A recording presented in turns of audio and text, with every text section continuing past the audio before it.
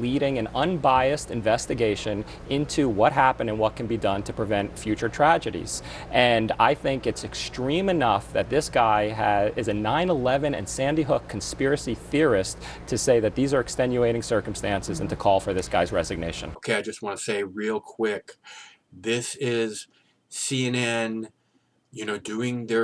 earning their paycheck from the government, from the Pentagon, from the powers that be, by saying, oh, you can't question the official story. And this is a warning. They're not just, saying, oh, this guy is a conspiracy theorist, which equates to nut job.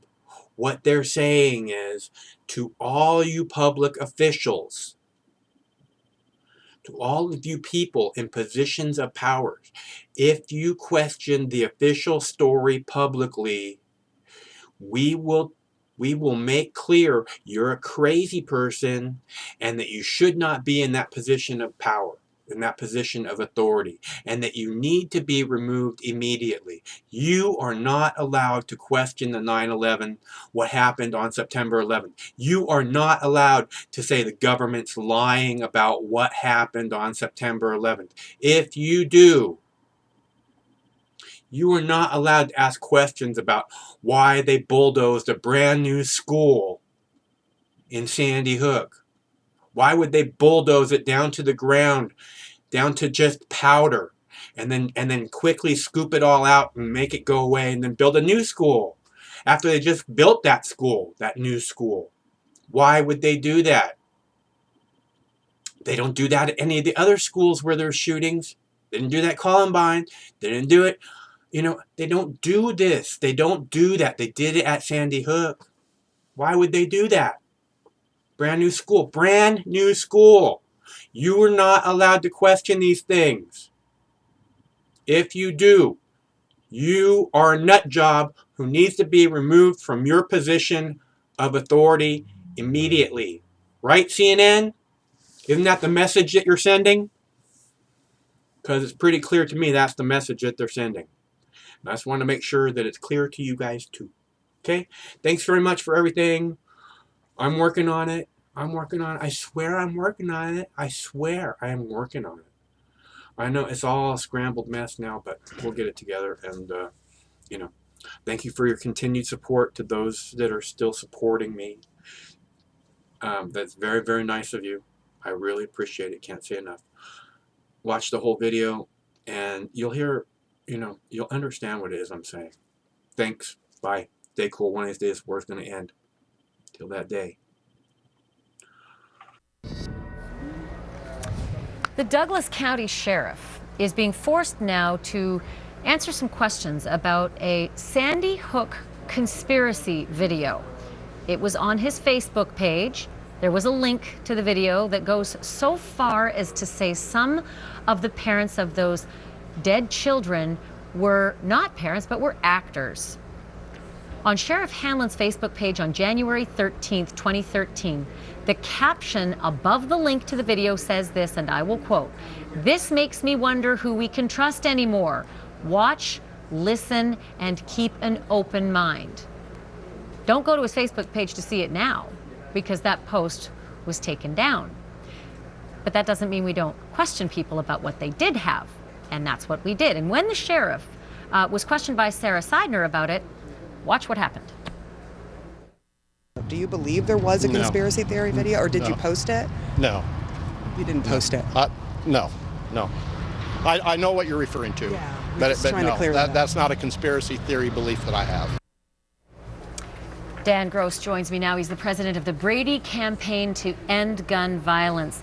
Normally we'd get your reaction to something like this, but today I wanted you on the program because you have responded and you have been very serious about what kind of action you want taken against this sheriff.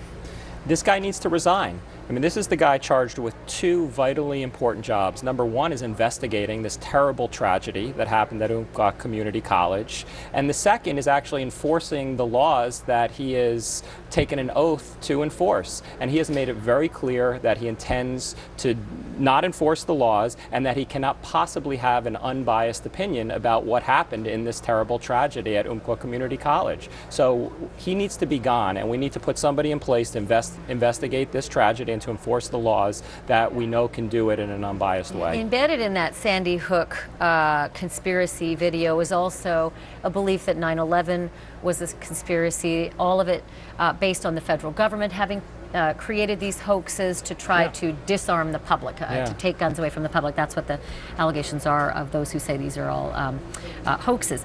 The response from the sheriff was not that he didn't post that video.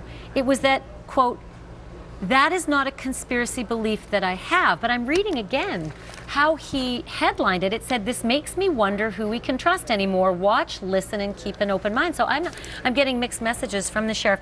More importantly, though, at this point, the Brady-inspired background check laws that the voters in Oregon passed this past spring, that were instituted over the summer, he has refused to actually enforce those. He wrote a letter to Vice President Biden saying that he vowed not to enforce any laws that he deems unconstitutional. And he very clearly deems background checks, despite the fact that they aren't, despite the fact that they only keep guns out of the hands of the people that we all agree shouldn't have them, convicted felons, domestic abusers, fugitives, and the dangerously mentally ill. He wants to, like the gun lobby does, parroting their talking points, wants us to believe that those are unconstitutional, and as a result, that he will not enforce them. There's something that our Evan Perez, our justice correspondent, gave me as well, and in that letter to Vice President Biden, he vowed to arrest ATF and other federal agents who came to his county to enforce any federal law or presidential executive order. It's not a presidential executive order. It's not a federal law. This was by his own voters in his own state.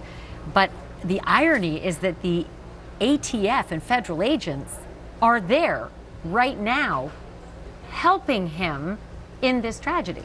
Listen, these are the very people that for too long have presented this issue as the controversial political issue, polarized political issue that it absolutely is not, that for too long have controlled the agenda, have undermined the safety of the people that they are charged to protect in the case of law enforcement, in the case of actually government officials. And the American people need to come together and say enough. 90% of us support solutions like Brady background checks. This is not a controversial issue anywhere except in Congress. I recognize what you're saying, but at the same time, sheriffs are elected. Isn't it up to the people there? I mean, look, if they voted in these changes to the law, shouldn't they be the ones then responsible to vote him out? Under ordinary circumstances, yes. And that is something that we would have strongly advocated just based on his saying that he wasn't going to enforce the laws on background checks. But now we've had this terrible tragedy that's come home to roost in his county.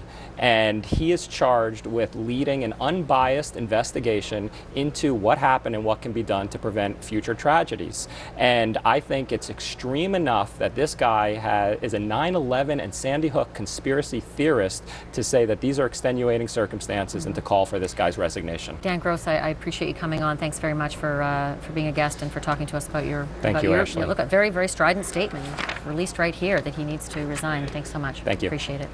Coming up next... I'm the leading state sponsor of terrorism.